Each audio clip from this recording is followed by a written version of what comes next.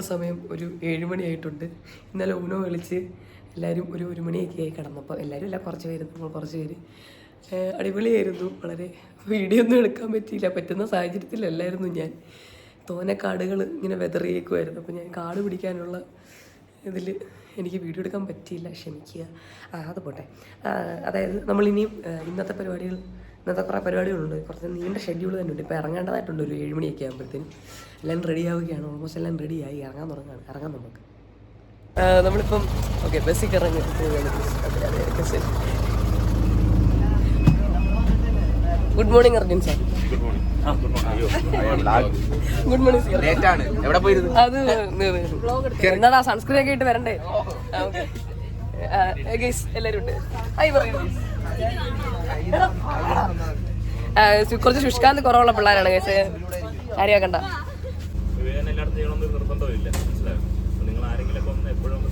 CRP count എടുക്കുകയാണ്. നമ്മളിന്ന് Muthanga wild life century ആണെന്ന് പറഞ്ഞില്ല, എന്തായാലും എലിഫന്റ് ക്യാമ്പിലേക്കാണ് പോകുന്നത്.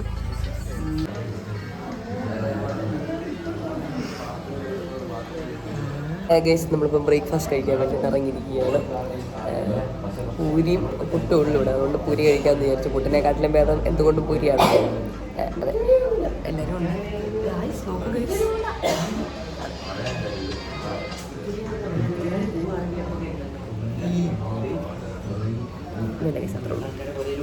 നമ്മൾ ഓൾറെഡി ലേറ്റ് ആണ് മുത്തങ്ങ ചെല്ലാൻ വേണ്ടിയിട്ട്. അർജുൻ സാർ കരിപ്പിലാണ്. എന്താ പറ്റിപ്പോയെന്ന് വെച്ച് കഴിഞ്ഞാൽ ചെറുങ്ങനെ ഒന്ന് വൈകിപ്പോയി. അല്ലടാ, ഞാൻ മാത്രമൊന്നുമല്ല പോടാ. എന്നിട്ട് എന്താ പ്രശ്നം എന്ന് വെച്ച് കഴിഞ്ഞാൽ സ്പീഡിൽ പോകേണ്ടതാണ്, പക്ഷേ ഈ ചേട്ടൻ ഭയങ്കര പതിയാണ് പോകുന്നത്, എന്താ അറിയത്തില്ല. സമയത്ത് എത്തിയില്ലെങ്കിൽ ആനെ കാണാൻ പറ്റത്തില്ലെന്നാണ് കേസ് പറയുന്നത്.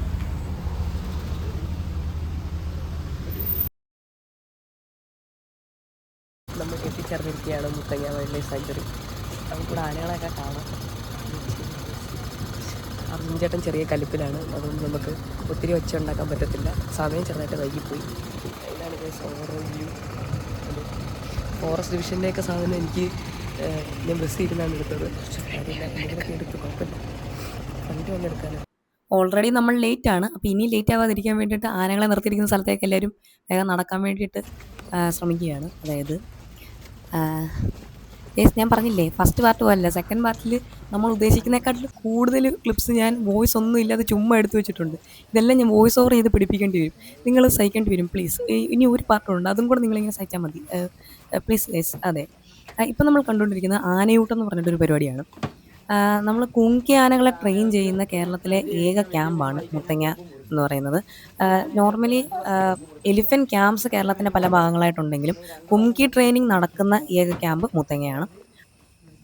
ആനകളുടെ ട്രെയിനിങ്ങിനെ കുറിച്ചും അതിൻ്റെ ഭക്ഷണ രീതികളെക്കുറിച്ചും ഒക്കെ നല്ല രീതിക്ക് ക്ലാസ് എടുത്ത് തരാൻ വേണ്ടിയിട്ട് ഫോറസ്റ്റ് ഡിപ്പാർട്ട്മെൻറ്റ് തന്നെ ഒരു സ്റ്റാഫായിട്ടുള്ള മനോജ് സാർ അവിടെ ഉണ്ടായിരുന്നു. സാർ നന്നായിട്ട് നമുക്ക് പറഞ്ഞു തരികയും ചെയ്തു. നമ്മളെല്ലാം ഭയങ്കര ശുഷ്കാന്തിയിൽ അതൊക്കെ നോട്ട് ചെയ്തെടുത്ത് കുറേ എല്ലാവരും വീഡിയോസ് എടുത്ത് ഫോട്ടോസ് എടുത്ത് നല്ല ഭയങ്കര ഇൻഫോർമേറ്റീവ് ആയിട്ടുള്ളൊരു സെക്ഷനായിരുന്നു രാവിലെ തന്നെ നമുക്ക് കിട്ടിയത്. എന്നെ സംബന്ധിച്ചിടത്തോളം ഞാൻ കോന്നിയിൽ ഇതുപോലെ റെസ്ക്യൂ ചെയ്ത്, അതായത് ഫോറസ്റ്റിൽ നിന്ന് റെസ്ക്യൂ ഒക്കെ ചെയ്ത് എന്തെങ്കിലും ഇഞ്ചുറീസ് സംഭവിച്ച് റെസ്ക്യൂ ചെയ്ത് കൊണ്ടുവന്ന് ക്യാപ്റ്റിവിറ്റിയിൽ വെച്ചിരിക്കുന്ന ആനകളെ കണ്ടിട്ടുണ്ടെങ്കിലും കുംകി ആനകളെ നേരിട്ട് കാണുന്നത് ലൈഫിൽ ആദ്യമായിട്ടായിരുന്നു. നല്ല വ്യത്യസ്തമായ ഒരു അനുഭവം തന്നെയായിരുന്നു അത്. ഇതാണ് മനോജ് സാറിങ്ങനെ എല്ലാവർക്കും ക്ലാസ് എടുക്കുകയാണ് ഇതിൻ്റെ ഡീറ്റെയിൽസിനെയൊക്കെ കുറിച്ച്.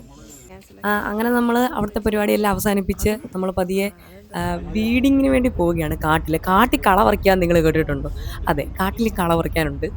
അതായത് ഇൻവാസീവ് സ്പീഷീസൊക്കെ കാട്ടിൽ വന്ന് പെട്ട് ഒരുപാട് എന്താ പറയുക വ്യാപിച്ചു കഴിഞ്ഞാൽ പിന്നെ അത് പറിച്ച് നീക്കേണ്ടതായിട്ടുണ്ട്. പക്ഷെ അങ്ങനെ പറിച്ച് നീക്കാൻ പോലും പറ്റാത്ത ടൈപ്പ് ഒരു സ്പീഷീസ് വയനാട്ടിലുണ്ട്. സെന്ന സ്പെക്ടാബിലിസ് എന്ന് പറഞ്ഞിട്ടാണ് അതിൻ്റെ സ്പീഷീസ് നെയിം. അപ്പോൾ അത് പറിച്ച് മാറ്റാൻ വേണ്ടിയിട്ട് നമ്മളെല്ലാവരും കൂടെ ഒരു പ്ലോട്ടിലായിട്ട് പോയിട്ടുണ്ടായിരുന്നു. ഒരു യൂക്കാലിപ്റ്റസ് പ്ലാന്റേഷനാണ് ഫോറസ്റ്റിനോട് ചേർന്നിട്ട് തന്നെ. അപ്പോൾ സാർ അതിനെ പറ്റിയിട്ട് ഇങ്ങനെ ഡീറ്റെയിൽസ് പറയുകയായിരുന്നു. അതായത് എങ്ങനെയാണ് ഈ സ്പീഷീസ് എത്രത്തോളം ഇവിടെ വ്യാപിച്ചെന്നുള്ള രീതിയിൽ, എങ്ങനെ ഇതിനെ ഇറാഡിക്കേറ്റ് ചെയ്യാന്നുള്ള രീതിയിലൊക്കെ ഇങ്ങനെ സംസാരിക്കുകയായിരുന്നു. നമ്മളങ്ങനെ പതിയെ ഒരു സൈഡിൽ നിന്ന് കാണൊക്കെ പറിക്കാനായിട്ട് തുടങ്ങി. നമ്മളെക്കൊണ്ട് പറ്റുന്ന പോലെ നമ്മൾ വീഡ്സൊക്കെ റിമൂവ് ചെയ്യാൻ വേണ്ടിയിട്ട് ശ്രമിച്ചുകൊണ്ടിരിക്കുകയായിരുന്നു. ഞാൻ ഭയങ്കര ഫോർമലായി പോകുന്നുണ്ടോ ഗൈസ്? ശരിക്കും പറഞ്ഞാൽ ഇനി എൻ്റെ സംസാരശൈലി ഇതേ അല്ല.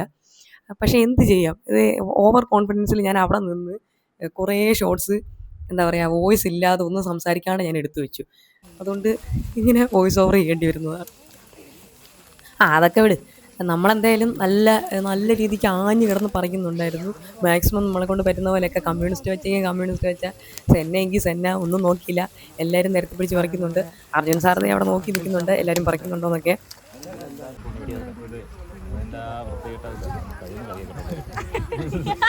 അങ്ങനെ അവിടുന്ന് കളയൊക്കെ പറിച്ചിങ്ങോട്ട് തിരിഞ്ഞ് ബസ്സിലോട്ട് കയറാൻ വേണ്ടി നിന്നപ്പോഴാണ് ആ സൈഡിൽ നിന്നൊരു വണ്ടി വരുന്നത്. ഇതാണ് ആ വണ്ടി.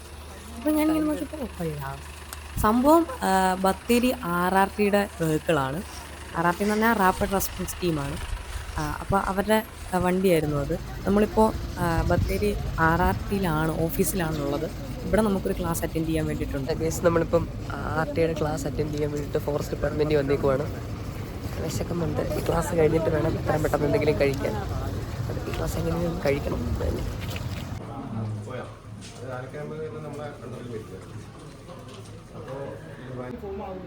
അതിനുശേഷം തുടരെ ഇത്തരം കോർപ്പറേഷൻസിൽ WYW എന്ന് പറയുമ്പോൾ വയനാട് വൈൽഡ് ലൈഫ്. എനിക്കവിടെ ഏറ്റവും അട്രാക്റ്റീവും ഇൻട്രസ്റ്റിംഗ് ആയിട്ട് തോന്നിയതുണ്ടല്ലോ, ഇത് ഇപ്പോൾ നമ്മൾ ഈ കാണുന്ന ടൂൾ റൂമാണേ. കേരളത്തിലെ ആദ്യത്തെ RRT ടീമിൻ്റെ ടൂൾ റൂമാണ് ഇത്. ഇവിടെ എല്ലാവിധ ടൂൾസും നമുക്ക് കാണാനായിട്ട് പറ്റും. ഈ രീതിയിൽ ലോഡ് ചെയ്യാം. ഇതിപ്പോൾ അതിൻ്റെ ചേമ്പറിലേക്ക് ഡയറക്റ്റ് ആയിട്ട് ലോഡ് ചെയ്യുന്നത് ഈ രീതി. പിന്നെ ഇതിന് എന്തുണ്ട്, മഴസിൻ എന്ന് പറയുന്ന സാധനം. അതിപ്പോൾ എല്ലാ ഇതിനുണ്ടാവും. ഒന്നുകിൽ എല്ലാം എന്ത് ചെയ്യാം, മഴസിലേക്ക് ലോഡ് ചെയ്യാം. ഈ രണ്ട് രീതിയിലാണ് എന്ത് ചെയ്യാം, കാട്രിഡ്ജിനകത്തേക്ക് ലോഡ് ചെയ്യുന്നത്. യൂസ് ചെയ്യുന്നത് ഇതിനകത്ത് ഒരു സേഫ്റ്റി ക്യാച്ച്. ഇതാ ഈ സാധനത്തിൻ്റെ പേര് സേഫ്റ്റി ക്യാച്ച്. ഇപ്പോൾ ഇതിൽ സേഫ്റ്റി, താഴോട്ടുള്ള സേഫ്റ്റിയാണ്. മുകളിലോട്ട് തല്ലുമ്പോൾ എന്തായി, ഇനി എന്ത് ചെയ്യാം, ഫയർ. ഇനി ഇത് ചെയ്താൽ എന്താവും, ബുള്ളറ്റ് ഫയർ ആവും. അപ്പോൾ നമ്മുടെ സേഫ്റ്റിയാണ് ഇതിൻ്റെ ഏറ്റവും പ്രധാനം. ഒരു ഫോറസ്ട്രി സ്റ്റുഡൻറ്റിനെ സംബന്ധിച്ചിടത്തോളം കിട്ടാവുന്നതിൽ വെച്ച് ഭയങ്കര ഇൻട്രസ്റ്റിംഗ് ആയിട്ടുള്ള ഇൻഫർമേഷൻസ് ആയിരുന്നു ബത്തേരി RRT എന്ന് എനിക്ക് കിട്ടിക്കൊണ്ടിരുന്നത് മൊത്തം. ഞാൻ ആ തുടക്കത്തിൽ തന്നെ പറഞ്ഞില്ലേ, വിശന്ന് പൊരിഞ്ഞ് അങ്ങോട്ട് കയറി ചെന്നത്. പക്ഷേ ഇൻഫർമേഷൻസ് ഇങ്ങനെ കിട്ടിക്കൊണ്ടിരിക്കുമ്പോൾ നമുക്ക് ഭയങ്കര ശുഷ്കാന്തിയിൽ നമ്മളിങ്ങനെ കേട്ടുകൊണ്ടിരിക്കുകയായിരുന്നു. ഇപ്പോൾ നമ്മൾ കണ്ടുകൊണ്ടിരിക്കുന്നത് വലിയ വലിയ ആനിമൽസിനെ പിടിക്കാൻ വേണ്ടിയിട്ട് അവർ സെറ്റ് ചെയ്തിരിക്കുന്ന കൂടുകളാണ്. എങ്ങനെയെങ്കിലും ഈ ക്ലാസ് ഒന്ന് തീർക്കണം എന്നുള്ളൊരു രീതിയിലായിരുന്നു. പക്ഷെ കയറി അങ്ങോട്ട് ചെന്ന് കഴിഞ്ഞപ്പോഴത്തേന് ഇൻഫോർമേഷൻ്റെ ഒരു കുത്തൊഴുക്കായിരുന്നു. ഇതങ്ങ് കേട്ടിരിക്കാൻ ഭയങ്കര ഇൻട്രസ്റ്റിംഗ് ആയിട്ടുള്ള കുറേ കാര്യങ്ങൾ. ഈ എന്താ പറയുക, സത്യം പറഞ്ഞു കഴിഞ്ഞാൽ ഒരു കോഴ്സ് ട്രിപ്പ് ഇങ്ങനെ വേണം. സംഭവം വിശക്കുന്നുണ്ട്, പക്ഷെ നമുക്ക് ഇത് ശ്രദ്ധിച്ചിരിക്കാൻ പറ്റുന്നില്ല. അത്രയും ഇൻട്രസ്റ്റിംഗ് ആയിരുന്നു. അതെ, ഇനി ഇതിലും പോയി കഴിക്കണം. ശരി എന്നാ. ചെറിയ അബദ്ധം പറ്റി. കഴിക്കാൻ കയറിയ ഹോട്ടലിൽ കൊള്ളത്തില്ലായിരുന്നു. വിശക്കാണ്, കഴിച്ചു. പക്ഷെ 30 രൂപയുടെ ജനകീയ ഹോട്ടലില്ല. 30 രൂപയ്ക്ക് ചോറ് കിട്ടുന്ന ജനകീയ ഹോട്ടലിൽ കയറിയതാണ്. ഇല്ലായിരുന്നു, വിശന്നിട്ട് നിൽക്കാൻ പറ്റുന്നില്ല. അതുകൊണ്ട് നമ്മൾ ഇന്നലെ വാങ്ങിച്ച ചിപ്സ് തിന്നുവാണ്. കുറുവ ദ്വീപിലേക്കാണ് നമുക്ക് സുഹൃത്തുക്കളെ നമ്മൾ പോകുന്നത്. പക്ഷെ കുറുവ ദ്വീപിലേക്ക് നടന്ന് കയറാനുള്ളൊരു നടക്കാൻ അധികം ഇല്ലെന്ന് തോന്നുന്നു. പക്ഷേ എങ്കിലും അങ്ങനെ പോകാനുള്ളൊരു ആരോഗ്യം ഉണ്ടാവുമെന്ന് എനിക്ക് തോന്നുന്നില്ല. അവിടെ ചെന്നിട്ട് എന്തെങ്കിലും തിന്നാമെന്നാണ് നമ്മൾ പ്രതീക്ഷിക്കുന്നത്. തിന്നാൻ പറ്റുമെന്ന് നമ്മൾ വിചാരിക്കുന്നു. ശുഭപ്രതീക്ഷ, 100% വിജയം. ഇത്രയ്ക്ക് എന്താണ് പറയാനുള്ളത്? വിശക്കുന്നുണ്ടോ? അല്ല ഓക്കെ, സൂര്യക്ക് വയ്യ കേട്ടോ. വർക്കിച്ച വിശക്കുന്നുണ്ടോ? നമ്മൾ കുറുവ ദ്വീപിൽ എത്തിയിരിക്കുകയാണ്. ഇതാണ് ഇവിടുത്തെ കാഴ്ച. കഴിച്ചെന്ന് പറഞ്ഞു കഴിഞ്ഞാൽ നടന്നങ്ങോട്ട് പോയിക്കൊണ്ടിരിക്കുകയാണ്. ദ്വീപിലോട്ട് നമ്മൾ നടന്നു പോകണം. അതെ, പറയും. നമ്മൾ ഒരു ദിവസത്തെ ഇൻഫോർമേറ്റീവ് ആയിട്ടുള്ള ക്ലാസ്സിന് ശേഷം ഇവിടെ എത്തിച്ചേർന്ന് അതെ, സെന്നിന് കുളിക്കാൻ പറ്റുമെന്നാണ് നമ്മൾ പ്രതീക്ഷിക്കുന്നത്. ചെങ്ങാടത്തിൽ കയറി ഓപ്പോസിറ്റ് ദ്വീപിൽ ചെന്നിട്ട് കുളിക്കാൻ ഇറങ്ങാൻ പറ്റണം. അതൊക്കെയാണ് നമ്മുടെ പ്ലാൻസ്. അറിയത്തില്ല, നോക്കാം. നമ്മൾ ചെങ്ങാടത്തിൽ കയറിയാണ് ദ്വീപിലേക്ക് എത്താൻ പോകുന്നത്. ഇതാണ് നമ്മൾ കയറേണ്ട ചെങ്ങാടം.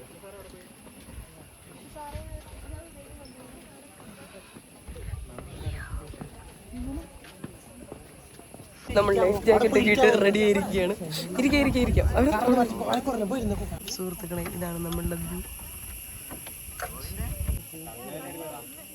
ചീവീടിൻ്റെ മധുരോധാരമായ ശബ്ദമാണ് ഇതിന് ചുറ്റുപാടും.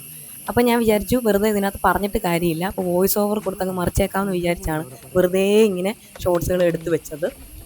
പ്രത്യേകിച്ച് ഇവിടെ ഒന്നും പറയാനില്ല. അതാണ് വെറുതെ നമ്മൾ അവിടെ നിന്ന് ചെങ്ങാടത്ത് നിന്ന് ഇറങ്ങിയിട്ട് ദ്വീപിൽ എത്തി. അവിടെ നമ്മൾ നടന്നുകൊണ്ടിരിക്കുകയാണ്.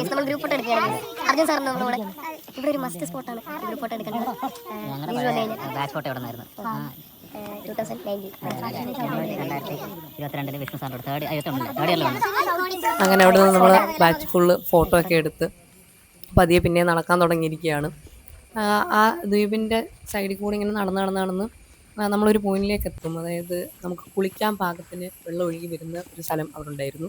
അവിടേക്ക് നമ്മൾ എത്തിച്ചേരാനാണ് ശ്രമിച്ചുകൊണ്ടിരുന്നത്. ഞങ്ങൾ വളരെ മിസ്റ്റീരിയസ് ആയിട്ട് ഇങ്ങനെ ചിന്തിക്കുകയായിരുന്നു. ഇത്രയും മോൾട്ടിറ്റ്യൂഡുള്ള വയനാട് പോലുള്ളൊരു സ്ഥലത്ത് ഒരു ഐലൻഡ് എങ്ങനെ രൂപപ്പെട്ടു എന്നുള്ളതാണ് നമ്മൾ ചിന്തിച്ചുകൊണ്ടിരിക്കുന്നത്. ഇവിടുത്തെ മണ്ണ് നോക്കിയാൽ മനസ്സിലാവും. ഒരു തരിമണ്ണാണ് ഈ കടലിനെ സമീപത്ത് കാണുന്ന പോലത്തെയുള്ള ആ രീതിക്കുള്ള. അപ്പം പിന്നെ എനിക്കൊന്ന് ഉപ്പിൻ്റെ കണ്ടായിട്ട് കൂടുതലുള്ളതുകൊണ്ടായിരിക്കും ഇതിന് ചുറ്റും ഇങ്ങനെ വെള്ളമുണ്ട്. ഇതെങ്ങനെ ഇവിടെ ഫോം ആയെന്ന് നമുക്കൊട്ടും ചിന്തിച്ചിട്ടും കൂടെ മനസ്സിലാവുന്നില്ല. അരുന്ധതിയുടെ അഭിപ്രായം എന്താണ് ഇതിനെക്കുറിച്ച്? ഞാനത് ചിന്തിച്ചോണ്ടിരുന്നത് അതേ പോയിന്റാണ്. അരുന്ധതി വന്നിട്ട് എന്നോട് ഇങ്ങനെ ചോദിച്ചോണ്ടിരുന്നത്. അപ്പോൾ നമ്മൾ രണ്ടുപേരും ഒരേപോലെയാണ് ചിന്തിച്ചത്. അതെ, 10 തിങ്സ്.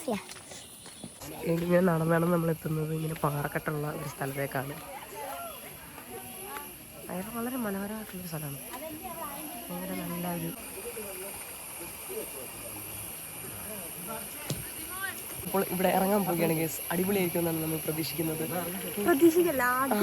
ആണ് കാരണം എല്ലാ പ്രാവശ്യം അറിയാമല്ലോ, സെന്നിൻ്റെ ഒരു കുളി നിർബന്ധമാണ്. അതാണ് ഇപ്പോൾ ഇവിടെ നടക്കാൻ പോകുന്നത്. അതെ, ചിഞ്ചു അവനോട് ഫോൺ ചെയ്യുന്നുണ്ട്. ഓക്കെ ഗൈസ്, സുഹൃത്തുക്കളെ നമ്മൾ കുളിച്ച് കയറിയിരിക്കുകയാണ്. കുളി എന്നൊക്കെ പറഞ്ഞു കഴിഞ്ഞാൽ പാറയിൽ ഇടിച്ചിടിച്ചാണ് കുളിക്കുന്നത്. വളരെ മികച്ച ഒരു കുളിയായിരുന്നു അത്. എന്താ പറയുന്നത്, അതെ, നോർമൽ എക്സ്പീരിയൻസിനെക്കാട്ടിലും വെറൈറ്റി എക്സ്പീരിയൻസ് ആയിരുന്നു.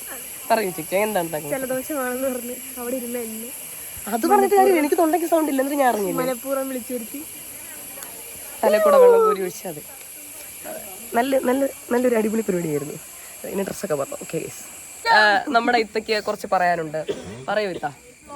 ഇത്തയുടെ മുട്ട് ചെറുങ്ങനെ ഒന്ന് മുറിഞ്ഞിട്ടുണ്ട്.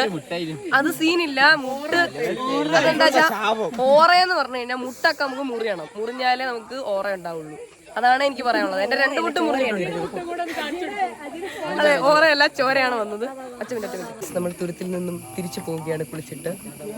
അതെ, മുട്ട് മാത്രമേ നനഞ്ഞുള്ളൂ, ഭാഗ്യത്തിന്. മുട്ട് മാത്രം നനഞ്ഞിട്ടുള്ളൂ. പുള്ളിക്കാരി മുട്ട് മാത്രം നനയ്ക്കുക, അതായത് കാലിൻ്റെ മുട്ട് വരെ മാത്രം നനയ്ക്കാൻ വേണ്ടിയിട്ടാണ് ഇറങ്ങിയത്. പക്ഷേ നിർഭാഗ്യവശാൽ കൈയുടെ മുട്ട് കൂടെ നനഞ്ഞു പോയി. കാര്യം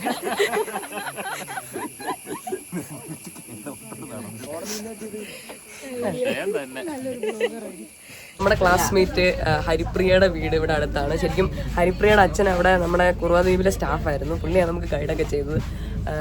അപ്പോൾ ഹരിപ്രിയയുടെ വീട്ടിൽ ചായ കുടിക്കാൻ വിളിച്ചിട്ടുണ്ട്. നമ്മളെല്ലാം ചായ കുടിക്കാൻ പോവുകയാണ്. അതെ,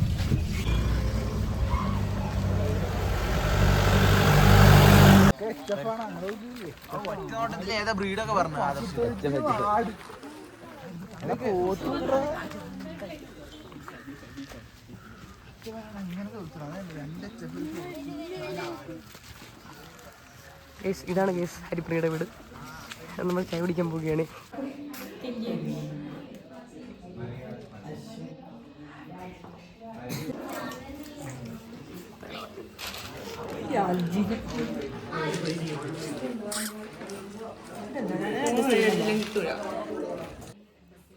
ഇതാണ് ഹരിപ്രിയ.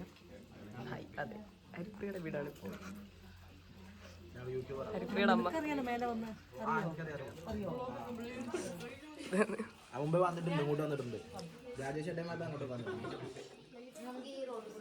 ഇപ്പം ഹരിപ്രിയയുടെ വീടിൻ്റെ അടുത്തുള്ള വേറെന്തൊരു സാധനം, അങ്ങളത് എന്തുവായിരുന്നു അതിൻ്റെ പേര്? നമ്മളിപ്പോൾ കാണാൻ പോകുന്നില്ലേ, കേണി കാണാൻ പോവുകയാണ്. ഹരിപ്രിയയുടെ അച്ഛനാണിത്. അപ്പോൾ കേണി കാണാൻ വേണ്ടി കുറച്ച് നടക്കണം. അത് കഴിഞ്ഞിട്ട് പോകാനായിട്ട് പോവാണ്. ഒരു സാധനം കാണിച്ചു തരാം.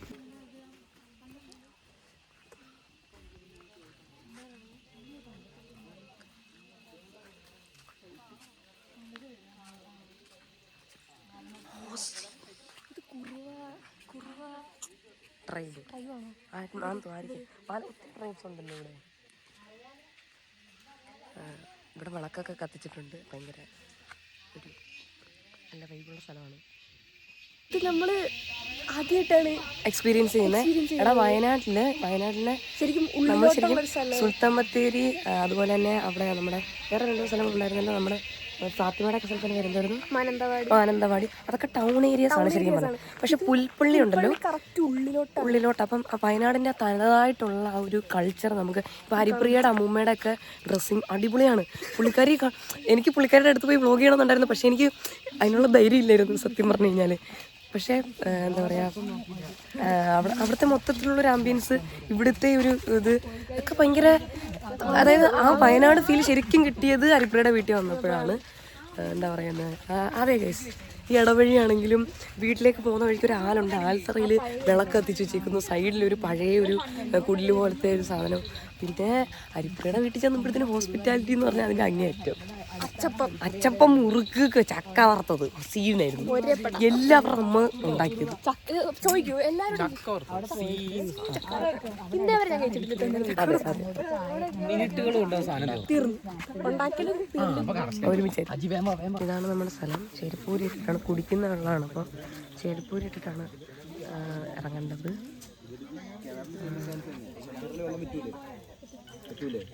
എടാ ഇത് വറ്റത്തില്ലെന്നാണ് പറയുന്നത്. എടാ അജയ്, ഇതെന്താ ഇതിന്റെ പരിപാടി? എന്താ കേണി എന്ന് പറഞ്ഞ സംഭവം ഒരിക്കലും പറ്റാത്തത്. ഇവിടുത്തെ എല്ലാം ആൾക്കാർ ഇവിടെ നിന്ന് വെള്ളം എടുത്ത് കൊണ്ടിട്ട് ഇതെങ്ങനെ ഉണ്ടാക്കുന്നേ?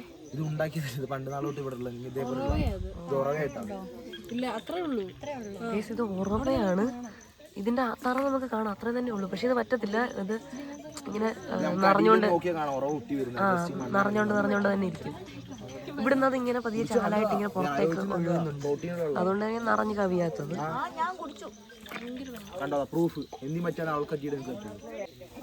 നമ്മളതിന്ന് കോരി കുടിച്ച് നോക്കാണ്. എങ്ങനെ ഉണ്ടായിരുന്നത്?